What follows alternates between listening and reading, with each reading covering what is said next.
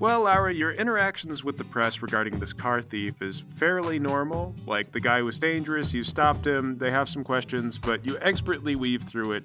There's no real issues until the next day.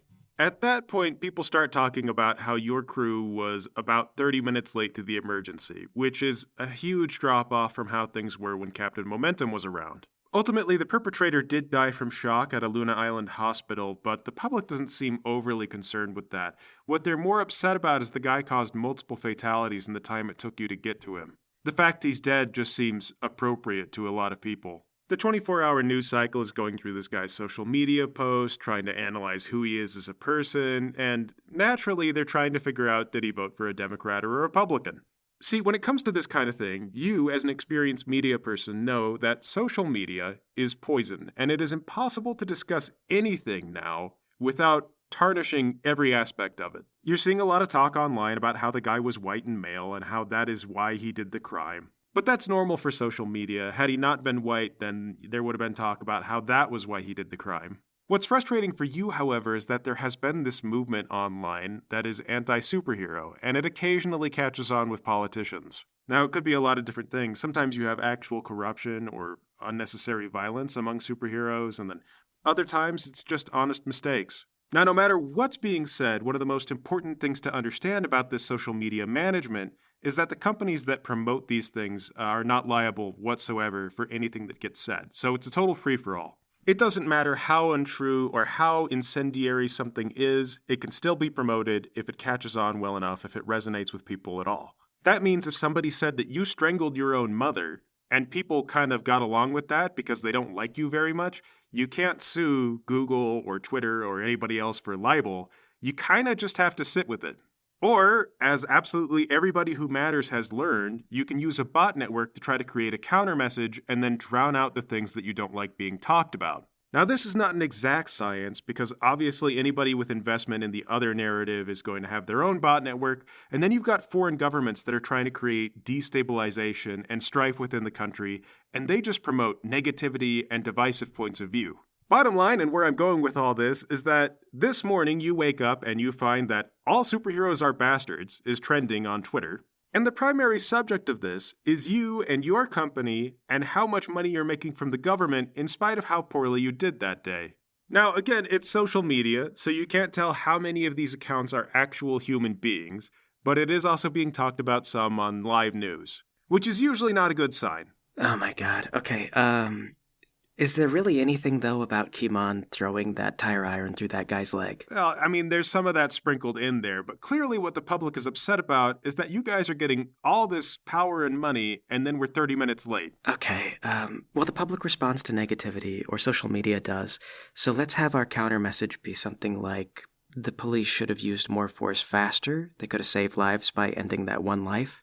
We'll throw out the message that maybe there's too much regulation and speculate that that slowed us down. And then finally, let's actually try to get people talking about the violence that Kimon displayed that day.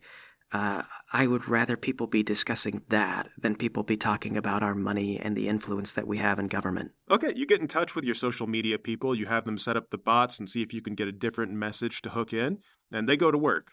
That's even before you get into the office. When you get into the office, there's a press pool waiting to talk to you. Okay, all right, get on my super suit and then go up in front of the press. Okay, they all burst into sound as soon as you walk in. First, what do you think about this? Okay, all right, everybody. I just want to, right away, let's clear things up. We have had discussion with Kimon about the level of violence that he applies when he performs arrests. That was excessive the other day. We think it went far beyond anything that we would normally tolerate, and he's been reprimanded. However, we do believe that given the circumstances, the amount of force that was applied could be excused. It was understandable in a snap judgment. Well, this does seem to work, broadly speaking. The reporters kind of take the bait, and they start asking you about violence. Aren't you trained to work under pressure? Exactly how much violence do you think is acceptable? But then somebody asks, you were very late to the scene of the crime. Can you explain why? Well, yes, the police normally handle a standard hijacking and car chase situation, but it took some while to realize that this was a super situation, so we arrived as soon as we were made aware. About how much time do you think it took before you were alerted and you arrived on scene? Well, it was quickly enough that we weren't able to develop a better plan of action than the one that we took. Another reporter asked, well, if that's the case, can we expect more violence like this in future arrests? and they go back to the subject that you were trying to get them on. This is still bad press, but it's not the bad press you were really worried about. By the afternoon, thanks to your maneuvering, people are arguing more about whether or not you used excessive force than they are about whether or not you were negligent in spite of all your wealth and power. That becomes the message of the day, and because the carjacker did quite a lot of harm and was very unsympathetic, turns out a lot of people naturally come to your defense. It drives a wedge between people, and no one gets anywhere. Great. Okay. Crisis averted. I'm going to call a team meeting. Okay, Elvis and Paul, you guys get invited up to the main office. Lowry, so I caught the press briefing. I understand you're casting shade in my direction about how harmfully I am attacking people who are killing other people. Actually, Kimon, I have been looking through social media, and what they're really saying is that, it's almost a weirdly perverse kind of thing to do to throw a tire iron through a guy's leg. Oh, and how would you have handled it, Flux? Well, obviously not by throwing a tire iron through a guy's leg. Actually, Kimon, Flux is correct. We've really overlooked this, but I think that maybe we could get you, say, a leather satchel full of beanbags. It would be less lethal. If I hit a guy square in the chest with a beanbag hard enough, I can still stop his heart, Lowry. But it would send a clear message to the public that we're conscious of the dangers of your powers and we are trying to mitigate them. What gives with this? When Rudy had an incident, we never had to have a big sit-down over it. Well, in those times, Rudy was in charge, and he was in charge of deciding when we would have sit-downs. I was always under the impression that Rudy blamed himself enough that we didn't all need to discuss it. So great. From now on, I carry around a satchel full of beanbags, and that's my scarlet letter for doing my job without any help. I don't understand why you're not open to this. Yeah, Kimon, Beyonce even retweeted some of this stuff. Who is Beyonce? Are you kidding? Do you not know who Beyonce is? She wrote Independent Woman, Kimon. The Julia Roberts film? You're thinking of Pretty Woman. I don't care what Beyonce said! Well, you should, because she's expressing an opinion that's held by quite a lot of people right now. If you tell me one more time why I should care about what a movie film writer thinks more than I do about whatever's actually going on, I am going to explode, and there's going to be gore and intestines all over the walls. All right, look, the bottom line is, from now on, you're going to carry a satchel full of beanbags, and that's going to be in the news. The press is going to hear about it. Fine. I'll carry a satchel full of beanbags. Not that that'll save lives, but just to make you happy. Now, as long as we're here, let's talk about what we plan to do with Mercury's compound. I think I'm also going to have to make a tough call and say that we're done with that for now. How? In what way? One of the big problems that I see with our performance yesterday is that we're obviously expected to be here in the city, and we went clear out of town. The FBI is already on that case, so we'll just let them handle it. You want to let the FBI be the people who bring down the guy who killed Rudy? I want this to be the best superhero franchise that we can make, and if that means letting the FBI do their jobs while we do ours, then that's what we're going to do. So that's it? You're just going to wash your hands of this case and let another agency run with it? Put simply, yes, and I'm not going to argue with you. Great. Okay, fine. So I'm just going to run around with beanbags and we're going to let Rudy go unavenged, and that's it? Rudy wasn't a big vengeance guy. Oh, shut up, Lowry. Do not presume to lecture me about what kind of guy Rudy was. While I was out there in the field every day with Rudy, you were here hanging out with Michael in the office. As I said, it's no longer a matter of discussion. We're done. Oh, to hell with you. I get up and I storm out. Where are you going? To go and find some beanbags and then patrol the city. You know, my job. We'll take Flux with you. Oh, No! And I leave. Did Beyonce really post about Kimon? Oh, yeah, and it was scathing. Look, see? Oh, no, wait, that's an imposter account. Well, she probably did. Oh, no, she hasn't said anything. Okay, well, that's fine. People are concerned about it anyway. That's the takeaway. Well, as long as we're here, a lot of this has got me thinking about what I want from this company, you know? Yeah, I understand that. This is an eye-opening moment. See, I was talking with my mom the other night, and we agreed that maybe Kimon is not the best teacher for a new superhero. No, he's not. I mean, that's not overstepping my boundaries to say that, is it? No, I'm just trying to think of what we should be doing if we're not going to have Kimon teach you the proper way to do things. Well, I mean, I know you're busy with a lot of paperwork and office stuff, but maybe we could schedule a time for you and I to do some field work? Actually, I tell you what, Flux, I might call in a favor. I know another guy in the company. His name is Lightshow. He teleports just like you, and he's completely invincible. Oh, like totally invincible? Yeah, but not unstoppable. You know, someone once threw a truck at him, and then they had to get the truck off of him, but he was fine underneath it. Oh, because I worry a guy who's invincible. Kimon moves a little fast because he's very used to being at his level. Oh, no. So the perfect thing about Light Show is that he has a sidekick, young protege. He's been teaching this guy for the past 5 years now. I think he's about 23 now. But anyway, so the kid doesn't have any superpowers. He just hangs around, observes, does all the paperwork. Light Show's not much of a paperwork guy. And that's it. So I think that'd be perfect. He's got experience teaching. He's not going to outpace you because the kid's been alive for 5 years, so that's got to be a good sign, right? In fact, I'll call Light Show today, and I will get him on a one-way ticket straight to New Jersey, Delphia. Okay, great. That'll be so much better. I am so relieved. I'm glad that I brought it up. Is Kimon gonna be okay with this? Don't worry about Kimon. Speaking of this, Paul, where are you going? And should they be concerned about you? Yes, always. I am a threat. But for now, I want to go see Nicholas. Sure. You put on your Uncle Vasily disguise and go down to visit your nephew Nicholas. He comes to the door and he goes, "Oh, Uncle Vasily, again." Again? How is my nephew? Come here and give me a hug. I couldn't pull myself away from these New Jersey Delphia beaches. Let's say we go out and get some drinks again. All right, okay, Uncle Vasily, let me get my shoes. And then you guys go out to another restaurant. Once you're settled in, Nicholas goes, "So I heard you hit the place downtown." I did. And I had a genuine family reunion in the process. But that's old news. I gotta talk to you about something else.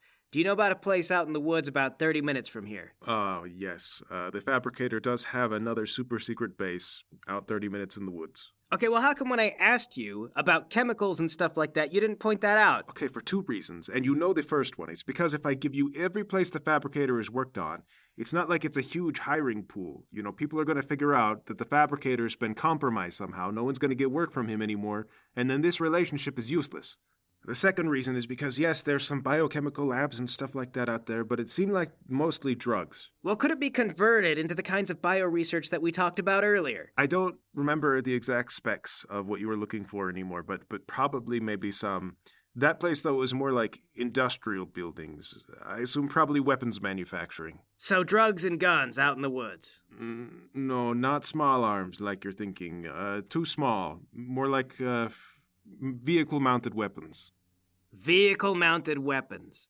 Like, what are you talking? Like strapping an AA gun to the back of a truck, a technical? At a modest guess, yes, that type of thing, at a minimum. If there's super science involved, I would say probably worse.